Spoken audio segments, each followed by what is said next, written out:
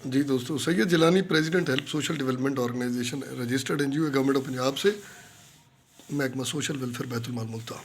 गुजारिश ये है कि आज एक कॉन्फ्रेंस थी महकमा सेहत में पोलियो के हवाले से, तो वहाँ पर जितने भी अफराद तशरीफ़ लाए एनजीओज़ के और उसके अलावा जो महकमा सेहत के जो सीनियर अफसरान थे और जो डॉक्टर साहिबान थे और जो WHO वालबन शायद इनके जो लोग हैं या जितने भी लोग वहाँ पर आए थे, सब ने अपनी अपनी राय पेश की और बहुत अच्छी कॉन्फ्रेंस हुई। और पोलियो वर्कर्स के फ्यूचर्स के हवाले से और पोलियो के ख़ात्मे के हवाले से बड़ी बातचीत हुई।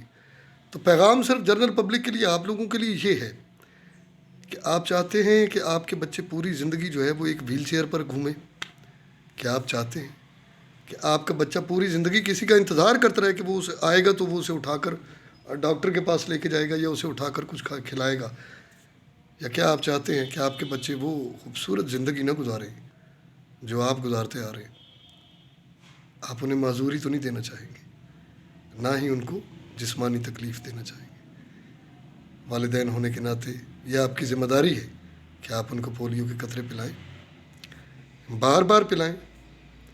आज एक बात की क्लियरेंस हुई कॉन्फ्रेंस में, बड़ी खूबसूरत बात वहाँ पर अफसरान जो थे उन्होंने वजाहत की कि बार बार कतरे इसलिए पिलाए जाते हैं कि अगर उसमें जरासीम किसी भी जगह है और वो बार बार डेवलप होने की कोशिश कर रहा है तो वो उसके अंदर जो इम्यूनिटी है यानी क़ुव्वत मदाफ़ियत जो है वो इस हद तक बढ़ जाए कि वो जो जर्म है जरासीम जो है पोलियो का, वो अपना सर ना उठा सके।